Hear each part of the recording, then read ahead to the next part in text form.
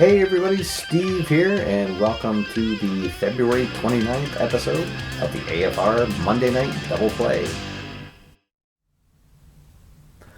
Alright guys, so we'll jump right in to the AFR Game of the Week segment. So last week I said that I was continuing my season with the Boston Minutemen using the 2015 Football America set for second season football from play.com. And I was actually able to get in 2 games, and the Minutemen are now 5-0 with a 1-game lead in their division, the Football America East, with a 1-game lead over New York. In the first game, they went on the road and they took on Memphis, and they were able to win 24-17, and that one they held off a late rally from the Memphis team and were able to recover an onside kick late when they closed the score to a 10-point lead. And then in the second game that I played against Portland, they were back at home and they were actually trailing 7-0 after 1, and really nothing was clicking, but finally they were able to put together a good drive, and they had a 10-7 lead going into the half, and then the third quarter opened up with them getting the second half kickoff, and they had about a 7-minute drive to open up the quarter that ended with a Rondé Lincoln rushing touchdown. And that was really the drive of the game, and put them up by a couple of scores, and then they were able to hang on to the win. And so my strategy of limiting Rondé Lincoln's touches to about 10 per game seems to be working, spreading the load around. And Lincoln had 2 touchdown rushes in this game, but he also did have a couple of fumbles that and they lost both of them. However, neither of them turned into any points for the other team. But that's maybe something that will be a little bit worrisome going forward, as during this 5-0 run to open the season, I've been extremely lucky in the turnover battle, and most of the games I've come out ahead on that, and so I'm due for that streak to go the other way as we get into the midpoint of the season. And so coming up this week, I'll be taking on a division rival, the New Jersey team, who are currently sitting at 2-3, but they do have 1 division win going in to this game, so this will be an important division matchup, and we're hoping to go 2-0 in the division and 6-0 overall. And also for this week, I'm actually going to have a Game of the Week theme, and it's about getting out an old game that you haven't played in a while. And so for myself, I'm going to be pulling Face to the Mat off the shelf and rolling out a couple of matches with that. And I'm going to be using, there was a really great user-created set released in the latest Play.com newsletter, and it's of an Italian wrestling league, and these are all real wrestlers, and this set, they're all in color with pictures on them. They really stand out. The cards look really great, so I'm looking forward to printing those out and running a match. And then while I have the game out, I might even get my New England Wrestling League back out and have a show on that. We'll see how it goes. So if you want to join in and play along with the Game of the Week, get a game off your shelf that you haven't played in a while, play it out, and leave a recap here on the show, and I'll share it with the viewers next week. And now it's time for the AFR Question of the Week.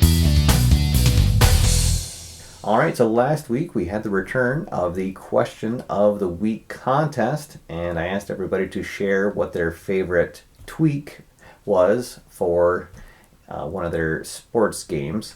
And so we had a lot of great comments left. There were 17 entries in this contest. A couple of the tweaks that stood out to me. First up, we had Jay Laveria, who said that he uses hot and cold chips when he's playing out second season, similar to how they're used in the racing game in Red, White, and Blue Racin. And so if a player goes on a hot streak, they'll get a chip on them, and then they can turn that in. And the example he gave was if a quarterback throws, say, 5 completions in a row, they would get a hot chip, and then if they rolled an incomplete pass, they could turn in that chip to turn it into a completion. So I thought that was kind of an interesting tweak. I don't know what that would do over the course of a season, but definitely an interesting house rule. And then we had another entry from David Kaufman, who has a tweak to the dual instigator rule for red, white, and blue racing. And then he also shared a link to a site where he's playing through the 2013 NASCAR season, and he's putting up his results of the races there. So I'll post a link to that below, and you can check out his 2013 season. So thank you to everybody who left a comment. You guys can check out the video from last week to see some other great tweaks that were left. But the winner of the contest, who's going to take home a new copy of the 2015 Pro Season for Red, White, and Blue Racing, is Milwaukee's own Bob Hansen. So congratulations, Bob. He left a note that he has a tweak for History Maker Baseball's fatigue system when he's using some of the older seasons. Specifically, he's playing out some games with the fictional Century League set. So it deals with extending the pitcher's freshness ratings and allowing them to pitch more complete games and then even come on the following day in relief after a start. Bob, shoot me an email, let me know the address that you'd like that sent to, and we'll be sure that that card set gets out to you. Congratulations again, and thank you to everybody who entered the contest. And for this week, we have back-to-back contests. So it's another question of the week contest opportunity for everybody out there. And this time, I'm giving away a copy of the soon-to-be-released 1983 season for History Maker Baseball. So that set is due to be released later this month, March 22nd, I believe. But this is your chance to pick it up a couple of weeks early, and it's not going to be a question. I'm actually going to ask people to guess the score of a game that Keith and I are going to play using the 1983 World Series teams, Philadelphia and Baltimore. So we're going to replay Game 1 of the World Series. And so you can leave your guesses as to what the score will be. And then for a tiebreaker, if more than one person gets it right, leave your guess on how many hits Pete Rose will get in the game and how many hits Cal Ripken will get in the game. So that should be a really fun game. Keith and I, we're going to play the game over Skype. So that'll be my first time playing a face-to-face game where I'm not physically face-to-face with a person, so looking forward to that. And I'll randomly pick somebody who got the correct score next week on the show. Good luck to everybody, and looking forward to seeing your guesses.